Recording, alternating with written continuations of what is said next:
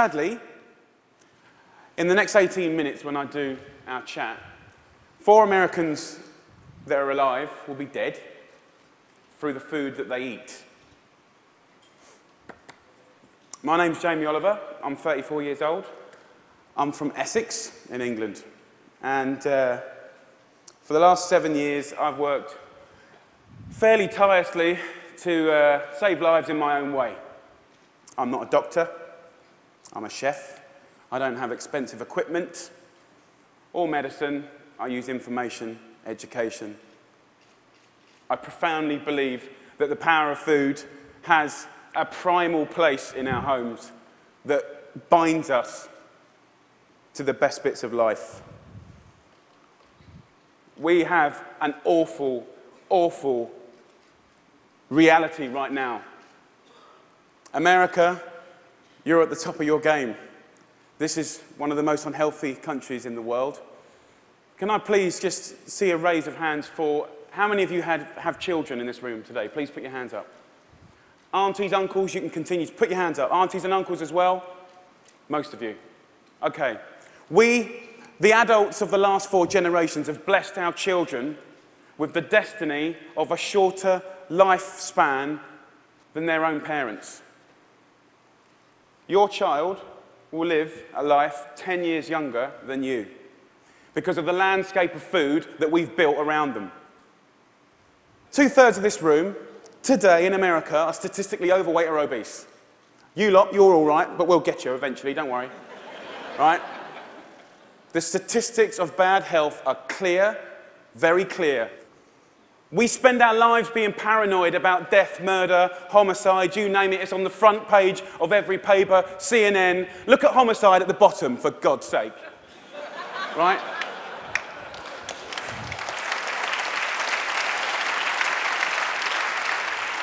Every single one of those ones in the red is a diet-related disease. Any doctor, any specialist will tell you that. Fact. Diet-related disease is the biggest killer in the United States right now, here today. This is a global problem. It's a catastrophe. It's sweeping the world. England is right behind you, as usual.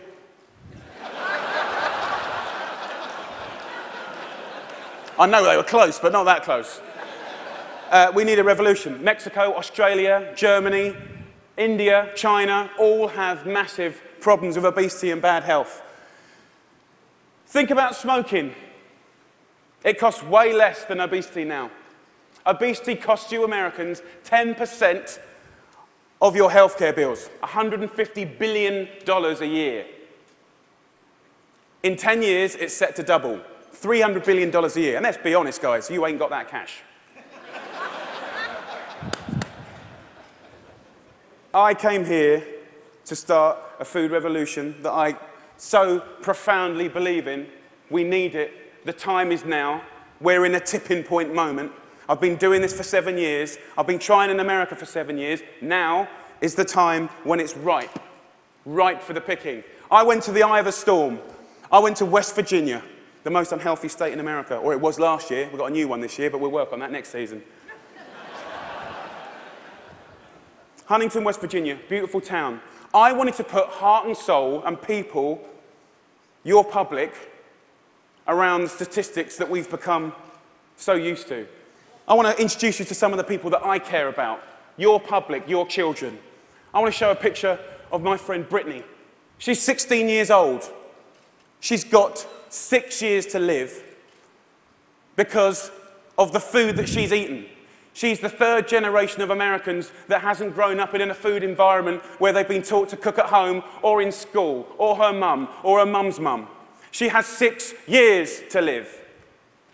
She's eating her liver to death. Stacey, the Edwards family. This is a normal family, guys. Stacey does her best, but she's 3rd generation as well. She was never taught to cook at home or at school. The family's obese. Justin here, 12 years old, he's 350 pounds. He gets bullied, for God's sake. The daughter there, Katie, she's 4 years old. She's obese before she even gets to primary school. Marissa, she's all right. She's one of your lot. But you know what? Her father, who was obese, died in her arms. And then the second most important man in her life, her uncle, died of obesity. And now our stepdad is obese. You see, the thing is, obesity and diet-related disease doesn't just hurt the people that have it, it's all of their friends, families, brothers, sisters. Pastor Steve, an inspirational man, one of my early allies in Huntington, West Virginia. He's at the sharp knife edge of this problem. He has to bury the people, okay? And he's fed up with it. He's fed up with burying his friends, his family, his community. Come winter, 3 times as many people die. He's sick of it. This is preventable disease, waste of life. By the way, this is what they get buried in. We're not geared up to do this. Can't even get them out the door, and I'm being serious. Can't even get them there, forklift. Okay, I see it as a triangle, okay? This is our landscape of food. I need you to understand it. You've probably heard all this before, but let's just go back over it. Over the last 30 years, what's happened that's ripped the heart out of this country? Let's be frank and honest. Well, modern day life. Let's start with the main street. Fast food has taken over the whole country, we know that. The big brands are some of the most important powers, powerful powers in this country. Supermarkets as well. Big companies, big companies. 30 years ago, most of the food was largely local and largely fresh. Now, it's largely processed and full of all sorts of additives, extra ingredients, and you know the rest of the story. Portion size is obviously a massive, massive problem. Labelling is a massive problem. The labelling in this country is a disgrace. They want to self-police themselves. The industry want to self-police themselves. What, in this current climate? They don't deserve it. How can you say something is low fat when it's full of so much sugar? Home. The biggest problem with the home is that used to be the heart of passing on food culture, what made our society. That ain't happening anymore. And you know what, as we go to work and as life changes and as life always evolves, we kind of have to look at it holistically, step back for a moment and readdress the balance. It ain't happening, hasn't happened for 30 years, okay? I want to show you a situation that is very normal right now, the Edwards family. Let's have a talk. This stuff goes through you and your family's body every week. And I need you to know that this is going to kill your children early. How are you feeling? I'm just feeling really sad and depressed right now. That, I want my kids to succeed in life, and this isn't gonna get them there. But I'm killing them. Yes, you are. You are. But we can stop that. Normal. Let's get on schools, something that I'm fairly much a specialist in. Okay, school. So what is school? Who invented it? What's the purpose of school? School was always invented to arm us with the tools to make us creative, be able to do wonderful things, make us earn a living, etc., etc., etc. It's been kind of in this sort of tight box for a long, long time, okay? But we haven't really evolved it to deal with the health catastrophes of America, okay? School food is something that most kids, 31 million a day actually, have twice a day, more than often, breakfast and lunch, 180 days of the year. So you could say that school food is quite important, really, judging the circumstances.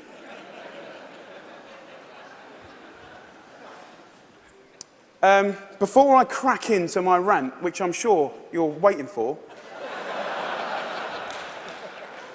I need to say one thing, and it's so important in hopefully the magic that happens and unfolds in the next 3 months. The lunch ladies, the lunch cooks of America, I offer myself as their ambassador. I'm not slagging them off. They're doing the best they can do. They're doing their best. But they're doing what they're told, and what they're being told to do is wrong. The system is highly run by accountants. There's not enough or any food knowledgeable people in the business. There's a problem. If you're not a food expert and you've got tight budgets and it's getting tighter, then you can't be creative. You can't duck and dive and write different things around things. If you're an accountant and a box ticker, the only thing you can do in these circumstances is buy cheaper shit. Now, the reality is the food that your kids get every day is fast food. It's highly processed. There's not enough fresh food in there at all. You know, the amount of additives, E-numbers, ingredients you wouldn't believe. There's not enough veggies at all. French fries are considered a vegetable. Pizza for breakfast. They don't even get given crockery. Knives and forks, no, they're too dangerous. There's scissors in the classroom, but knives and forks, no. And the way I look at it is if you don't have knives and forks in your school, you're purely endorsing, from a state level, fast food, because it's handheld. And yes, by the way, it is fast food. It's sloppy joes, it's burgers, it's wieners, it's pizzas, it's all of that stuff. 10% of what we spend on healthcare, as I said earlier, is on obesity, and it's going to double. We're not teaching our kids. There's no statutory right to teach kids about food, elementary or secondary school, okay? We don't teach kids about food, right? And this is a little clip from an elementary school, which is very common in England. Who knows what this is? Potatoes. Potato? So you think these are potatoes? Do you know what that is? Do you know what that is? Broccoli. What about this? Our good old friend. Do you know what this is, honey? Celery. No. What do you think it is, darling? Onion. Onion, no. Immediately you get a really clear sense of, do the kids know anything about where food comes from? Who knows what that is? Pear. What do you think this is? I don't know. If the kids don't know what stuff is, then they will never eat it. Normal. England and America. England and America. Guess what fixed that? Guess what fixed that? 2 one-hour sessions. We've got to start teaching our kids about food in schools, period.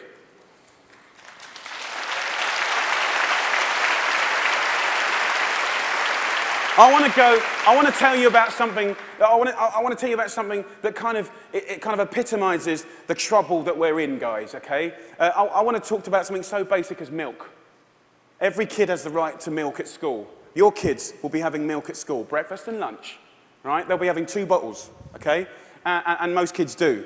But milk ain't good enough anymore because someone at the milk board, right, and don't get me wrong, I support milk, but someone at the milk board probably paid a lot of money for some geezer to work out that if you put loads of flavourings and colourings and sugar in milk, right, more kids will drink it.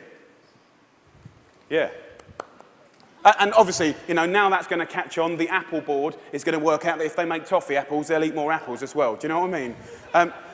For me, there ain't no need to flavour the milk, okay? There's sugar in everything. I know the ins and outs of those ingredients. It's in everything. Even the milk hasn't escaped the kind of modern-day problems. There's our milk, there's our carton. In that is nearly as much sugar as one of your favourite cans of fizzy pop, and they're having 2 a day. So, let me just show you. We've got one kid here having, you know, 8 tablespoons of sugar a day, you know.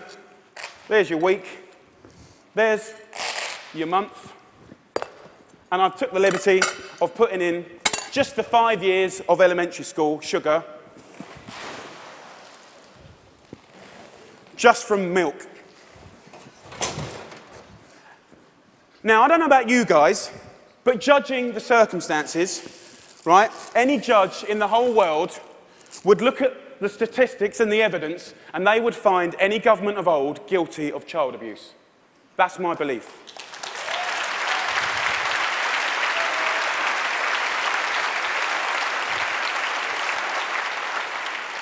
Now, if I came up here, and I wish I could come up here today, and hang a cure for AIDS or cancer, you'd be fighting and scrambling to get to me.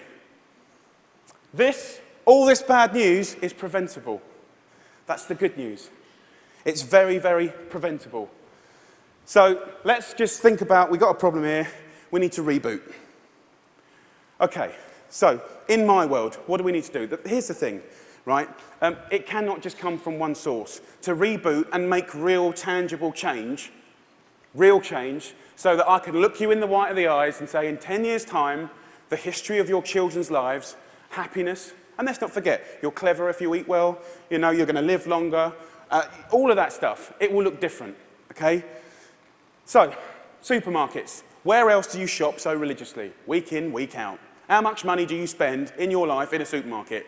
Love them. They just sell us what we want, all right. They owe us to put a food ambassador in every major supermarket. They need to help us shop. They need to show us how to cook quick, tasty, seasonal meals for people that are busy.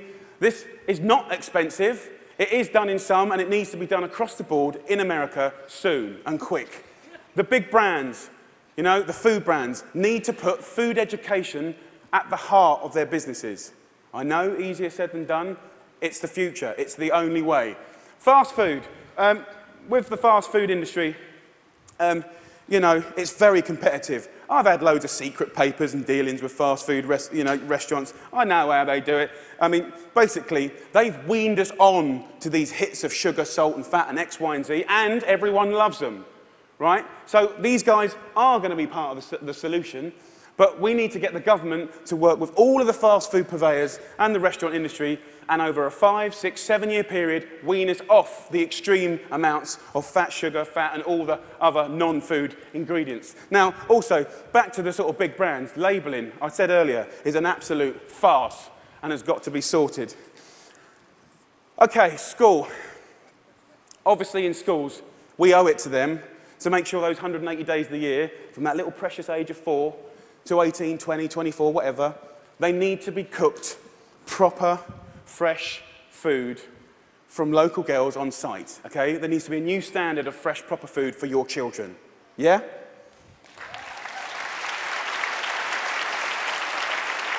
Under the circumstances, it's profoundly important that every single American child leaves school knowing how to cook 10 recipes that will save their life. Life skills. That means that they can be students, young parents, and be able to sort of duck and dive around the basics of cooking no matter what recession hits them next time. If you can cook, recession money doesn't matter. If you can cook, time doesn't matter. The workplace, we haven't really talked about it. You know, it's now time for corporate responsibility to really look at what they feed or make available to their staff. The staff are the mums and dads of America's children. Marissa, her father died in her hand. I think she'd be quite happy if corporate America could start feeding their staff properly. Definitely, they shouldn't be left out. Let's go back to the home. Now, look, if we do all this stuff, and we can, it's so achievable. You can care and be commercial, absolutely. But the home needs to start passing on cooking again, for sure, for sure. Pass it on is a philosophy. And for me, it's quite romantic, but it's about if one person teaches 3 people how to cook something, you know, and they teach 3 of their mates, that only has to repeat itself 25 times, and that's the whole population of America. Romantic, yes, but most importantly, it's about trying to get people to realize that every one of your individual efforts makes a difference. We've got to put back what's been lost. Huntington Kitchen. Huntington, where I made this program, you know, we've got this primetime program that hopefully will inspire people to really get on this change. I truly believe that change will happen. Huntington Kitchen, I work with a community. I worked in the schools. I found local sustainable funding to get every single school in the area from the junk onto the fresh food. $6.5 grand per school. That's all it takes, $6.5 grand per school. The kitchen is 25 grand a month, okay? This can do 5,000 people a year, which is 10% of their population, and it's people on people. You know, it's local cooks teaching local people. It's free cooking lessons, guys. Free cooking lessons in the main street. This is real tangible change. Real tangible change. Around America, if we just look back now, there's plenty of wonderful things going on. There's plenty of beautiful things going on. There are angels around America doing great things in schools, farm-to-school setups, garden setups, education. There are amazing people doing this already. The problem is they all want to roll out what they're doing to the next school and the next, but there's no cash. We need to recognize the experts and the angels quickly, identify them, and allow them to easily find the resource to keep rolling out what they're already doing and doing well. Businesses of America need to support Mrs. Obama to do the things that she wants to do.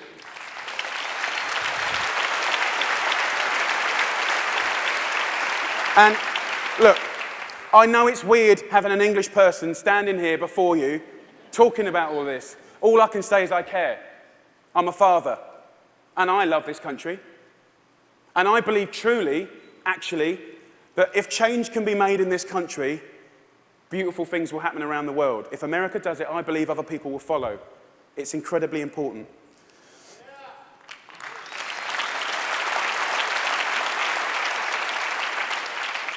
When I was in Huntington, trying to get a few things to work when they weren't, I thought, if I had a magic wand, what would I do? And I thought, you know what, I'd just love to be put in front of some of the most amazing movers and shakers in America. And a month later, TED phoned me up and gave me this award. I'm here. So my wish.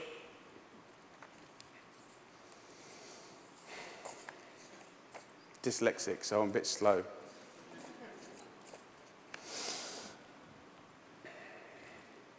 My wish is for you to help a strong, sustainable movement to educate every child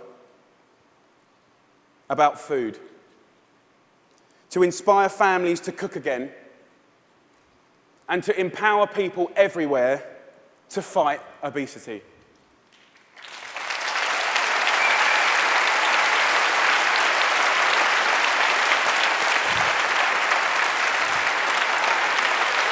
Thank you.